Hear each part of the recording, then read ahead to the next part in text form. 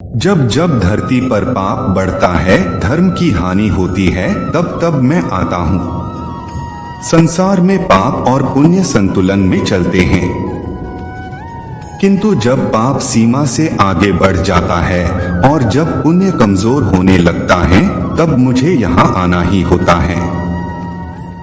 हर नर में नारायण बसते हैं, हर नारी में लक्ष्मी, तो पहचानिए अपने भीतर के नारायण को और बदल दीजिए समय के चक्र को, मुझे प्रसन्नता होगी। आप अपने कर्म सच्ची भावना से कीजिए, फल की चिंता किए बिना आप सिर्फ कर्म कीजिए, फल तो आपको देर सवेर मिल ही जाएगा। अगर फल नहीं मिल रहा है तो आपके कर्म में कुछ कमी है। अपने कर्म करने के तरीके बदलिए, लक्ष्य को नहीं। इस संसार में ऐसा कुछ भी नहीं है जो आप नहीं कर सकते।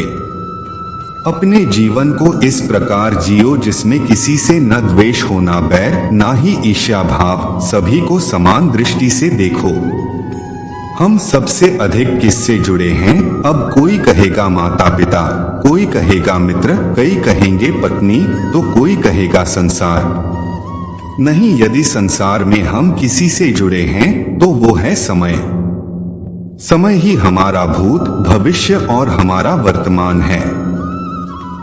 और हम क्या करते हैं? सबसे अधिक जिससे जुड़े हुए हैं, उस सबसे बहुमूल्य संपत्ति समय को ही हम नष्ट कर देते हैं।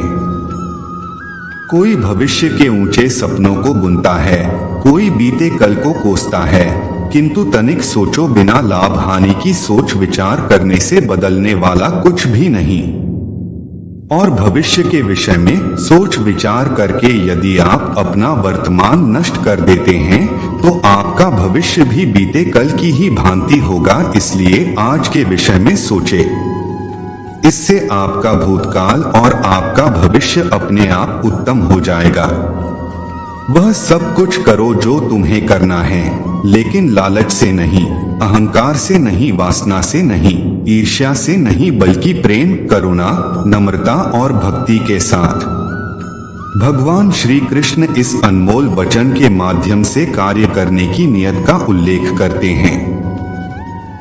जब किसी भी कार्य करने में अगर लालच होगा, बेईमानी होगी, जलन होगी, तो वो काम न तो सही होगा और न ही उसके परिणाम फलदायी होंगे। इसके अतिरिक्त जिस कार्य को हम पूरे मन से प्रेम पूर्वक करेंगे तो वो न सिर्फ हमारे लिए बल्कि समाज के लिए भी हितप्रद होगा। श्री कृष्णा के महान उपदेश नरक के 3 द्वार हैं, काम, क्रोध और लोभ। जो व्यक्ति कामी प्रवृत्ति का होता है, जिसके मन में लोभ होता है और जो अत्यधिक क्रोधी स्वभाव का होता है, उसके लिए नरक के द्वार सदैव खुले होते हैं। अर्थात ऐसे व्यक्ति को तो सिर्फ नरक में ही जगह मिलती है। श्री कृष्ण कहते हैं, मैं ही इस सृष्टि का आदि, मध्य और अंत हूं। कोई कुछ भी बोले, स्वयं को शांत रखो। धूप कितनी ही तेज हो, समुद्र सुखा नहीं करते। जब भी आप कोई बुरा कार्य करते हो या अच्छा कार्य करते हो, आपको लगता है कि कोई देख नहीं रहा, तो यहाँ श्री कृष्ण कहते हैं कि तुम जो कुछ भी कर रहे हो, मेरी दृष्टि सदैव तुम पर है। इसलिए आप यह मत समझे कि आप अकेले हैं, आपके साथ श्री कृष्ण सदैव हैं। अपने सबसे खास से धोखा खाने के बाद लोग चाह कर भी किसी पर संपूर्ण प्रतिशत भरोसा नहीं कर पाते, यही सत्य है। मनुष्य का जीवन केवल उसके कर्मों पर चलता है। जैसा कर्म होता है वैसा उसका फल होता है।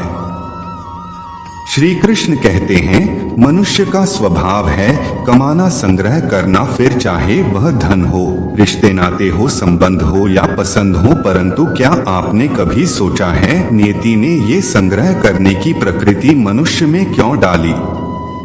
एक बीज से पौधा पनपता है, उसके भोजन से फल संग्रहित होता है।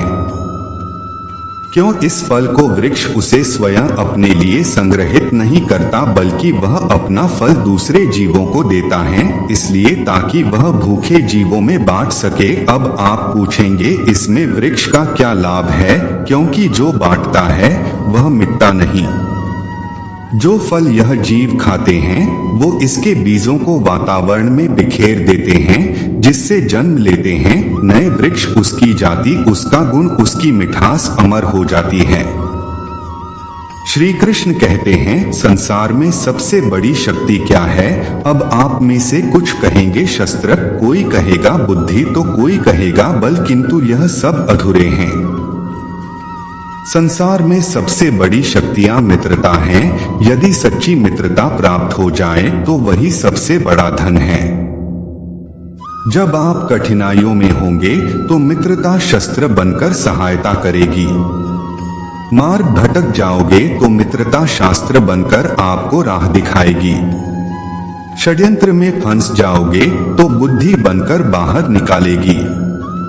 अकेले हो जाओगे तो ममता बनकर साथ निभाएगी। तो यदि संसार में कुछ कमाना है तो धन नहीं, मित्रता कमा। श्री कृष्ण कहते हैं एक पिता के लिए उसकी संतान गर्व है, उसका अहंकार है, और संतान के लिए उसका पिता, उसका आदर्श, उसकी प्रेरणा। जीवन में समय चाहे जैसा भी हो, परिवार के साथ रहो। सुख हो तो बढ़ जाता है और दुख हो तो बढ़ जाता है। इस संसार में मूर्ख व्यक्ति, अधर्मी, अज्ञानी व नास्तिक प्रकृति का व्यक्ति मेरी शरण स्वीकार नहीं कर सकता। ज्ञानी व्यक्ति को कर्म के प्रतिफल की अपेक्षा कर रहे अज्ञानी व्यक्ति के दिमाग को अस्थिर नहीं करना चाहिए। अपने जीवन में कभी भी ना किसी को आनंद में वचन दे, ना क्रोध में उत्तर दे, और ना ही दुख में कभी निर्णय ले। किसी और का काम पूर्णता से करने से कहीं अच्छा है कि अपना काम करें, भले ही उसे अपूर्णता से करना पड़े। श्री कृष्ण कहते हैं मैं ही इस सृष्टि की रचना करता हूँ, मैं ही इसका पालन पोषण करता हूँ, और मैं ही इस सृष्टि का विनाश करता हूँ। जो कुछ हुआ अच्छे के लिए हुआ, जो हो रहा है अच्छे के लिए हो रहा है, जो होगा वह भी अच्छे के लिए ही होगा।